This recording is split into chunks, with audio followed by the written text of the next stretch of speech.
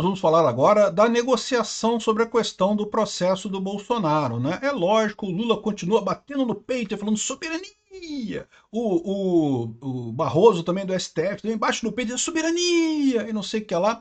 Mas já estão negociando, já teve uma reunião aqui, uma conversa dura com bolsonaristas, dura e ruim, segundo ele, não sei o que lá, mas em que se traçou algumas possibilidades dessa história e parece que o caminho que eles estão falando aqui é jogar o processo para a primeira instância.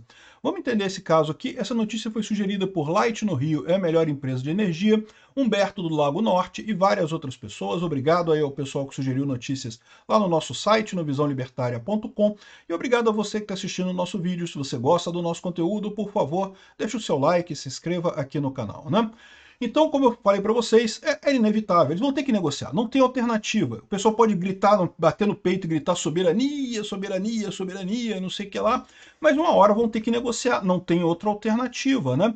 E a negociação são nos dois pontos. O primeiro ponto é a questão da lei da censura, que parece que o Alckmin já está conversando. Essa parte é relativamente fácil de fazer.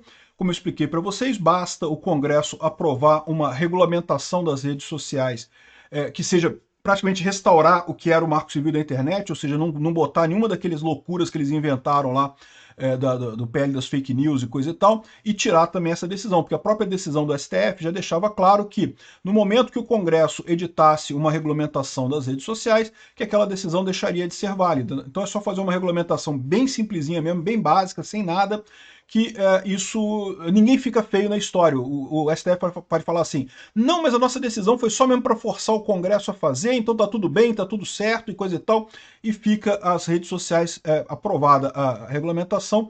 Lembra que as redes sociais vão ser envolvidas nesse processo, ou seja, vai ter que ser uma lei que respeite a liberdade de expressão, que não gere aquelas dúvidas enormes que a gente tem lá, aquelas questões, não, quem atacar a democracia no Brasil é punido, tem que ser punido automaticamente. O que é atacar a democracia no Brasil, né?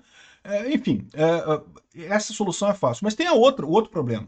O outro problema é a questão do Bolsonaro, do processo do Bolsonaro, que todo mundo sabe que é um absurdo, todo mundo tem certeza que é uma idiotice sem tamanho, que não tem nada, que o que está motivando isso tudo é o interesse de políticos lá em Brasília, particularmente do Dória, mas também de outras pessoas do PSDB ali, da isentosfera toda ali, esse pessoal que quer tentar ser a terceira via em 2026, né? Ou seja, eles sabem que essa pessoa da centro-esquerda, né, o Dória, Alckmin, né, o Eduardo Leite, não sei o que lá, essa turminha toda, sabe que enquanto tiver Bolsonaro, eles têm zero chance, porque do outro lado vai ter o Lula. Então, mas o Lula tá mal nas pesquisas. Por mais que as pesquisas agora recente deu uma subidinha do Lula, eu já expliquei para vocês, é uma subidinha temporária, isso não vai ser persistente, não vai continuar por muito tempo.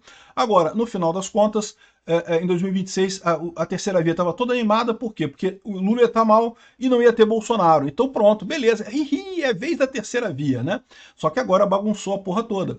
E como é que resolve o problema do Bolsonaro? Eles vão ter que achar uma saída. E parece que, pelo que o pessoal está falando aqui, ó, a Débora Bergamasco está dizendo aqui, ó, em uma conversa tensa, horas antes da aplicação da Lei Magnitsky, aliados de Jair Bolsonaro disseram ao ministro do STF, o Gilmar Mendes, que o meio para estancar a crise entre bolsonaristas e a cúpula do judiciário seria enviar à primeira instância as ações da trama golpista que envolve o ex-presidente. Assim, o STF não precisa anular a ação como um todo, não precisa dizer que erramos e coisa. Não, a gente percebeu, faltou o carimbo aqui, faltou o carimbo de que realmente a decisão do STF, isso tem que ser julgado em primeira instância, o que, aliás, diga-se de passagem, era o que deveria ser o correto. O correto seria julgar em primeira instância. Aliás, tudo relativo a esse processo. Por quê? Porque ninguém tem foro privilegiado nessa história, né? Então, ou seja, eles mantiveram ramagem num negócio que não tem lógica nenhuma, só para dizer que tem uma pessoazinha ali no meio que tem foro privilegiado, e aí todo mundo tem que ser julgado pelo STF, o que é um absurdo. E é um absurdo, inclusive, como eu já expliquei para vocês aqui, para o pessoal que está preso no 8 de janeiro. Por quê? Porque na primeira instância, eles teriam um julgamento muito mais justo, um julgamento muito mais acessível. O que acontece no STF, por exemplo, por que o Clezão acabou morrendo? Porque, segundo diz o Alexandre de Moraes, ele está com sobretrabalho, era um monte de gente, tudo centralizado nele, e daí ele acabou não recebendo a petição, não vendo a petição lá do Ministério Público dizendo para soltar o cara, né? Não deixa de ser culpa dele, porque ele tinha que fazer isso daí. O correto seria esses casos estarem todos na primeira instância, na cidade de cada uma das pessoas acusadas. Teria um monte lá em Brasília, teria outros em outras cidades do Brasil, e cada um na sua primeira instância ficaria muito mais fácil para tomar as decisões, né? Aí cada juiz faria a verificação adequada, coisa e tal. As pessoas teriam direito a duplo grau de jurisdição, poderiam recorrer aos tribunais, teria todo o processo. Isso seria o correto de se fazer. Mas como o Alexandre de Moraes queria juntar tudo na mão dele, para ele dar uma pena absurda, para matar o bolsonarismo, explicar para o brasileiro que não pode votar no Bolsonaro, não pode gostar do Bolsonaro, está proibido gostar do Bolsonaro nesse país. E aí, ou seja, esse interesse dele que sacaneou a coisa toda. Então a saída seria essa. Joga tudo para a primeira instância. Né? Isso é fácil de arranjar. Algum deputado, alguma defesa dos réus lança um habeas corpus questionando a competência do STF para julgar isso daí, o STF julga e decide que não é verdade, não tem competência para isso mesmo, não tem que ir para a primeira instância, vai tudo para a primeira instância, né? Por que eles não querem fazer isso? Porque automaticamente aí Bolsonaro não vai estar condenado na eleição do ano que vem. Muito difícil isso acontecer, porque até fazer todo o processo na primeira instância tem que refazer coleta de provas, refazer um monte de coisa. Todos os atos que foram feitos pela instância errada tem que ser revalidados pelos novos juízes, não vale automaticamente. Então, por exemplo, deixaria de valer a tornozeleira do Bolsonaro, deixaria de valer as prisões todas do pessoal. Então, assim, teria um retorno nesse troço. Mas eles poderiam dizer que não, foi só uma coisa incidental, que a gente, né, errou aqui qual era a jurisprudência e coisa e tal, chegamos à conclusão que tem que ser na primeira instância, né? E também, ao mesmo tempo, tiraria o peso do STF de estar sendo tendencioso. Uma vez que está na primeira instância, aí tem um monte de juiz aí. Em que juiz que vai pegar isso? Eu não sei. Corre o risco de pegar num juiz esquerdista e ele manter todas as penas duras do mesmo jeito, continuar do mesmo jeito? Corre esse risco. Mas aí fica mais difícil para o STF ser acusado dessa história. E se cair num juiz desse tipo na primeira instância, quando subir para a segunda instância, aí tem efetivamente o segundo grau de jurisdição. Teria muito mais facilidade de fazer isso, né? Então aqui, ó, parece que essa é a solução que eles vão dar para o caso do Bolsonaro. Não se sabe, tá? Não se sabe, até porque isso aqui foi antes da Lei Magnitsky. Como eu falei para vocês, agora o pessoal está se reunindo lá no Palácio do Planalto para decidir o que vai fazer. Mas eles sabem que tem que fazer alguma coisa, tem que resolver esse negócio, não tem outra alternativa, né? A conversa aconteceu na segunda-feira, dia 28, durante um encontro pedido por Gilmar Mendes. Participaram do jantar o presidente do PL, o Valdemar da Costa Neto, o líder do PL na Câmara, os Tóstenes Cavalcantes, e o líder da oposição no Senado, o Rogério Marinho. E também o ex-presidente da Câmara, o Rodrigo Maia, que intermediou o encontro. Então o Nhonho reviveu do mundo dos mortos aí e ajudou a fazer esse encontro e coisa e tal. Conforme a CNN apurou, a conversa durou cerca de 2 horas e meia e foi considerada dura e ruim. Esse primeiro contato ainda não produziu nenhum avanço no caminho de uma pacificação, embora todos tenham concordado que o canal continuará aberto para novas rodadas de diálogo. É assim que funciona, vai ter que negociar, vão ter que chegar num acordo, vão ter que fazer alguma coisa, provavelmente alguma coisa nesse sentido aí, e provavelmente rápido, porque enquanto não resolverem esse problema, não vai ter salvação para as outras tarifas que o Trump está aplicando no Brasil, né?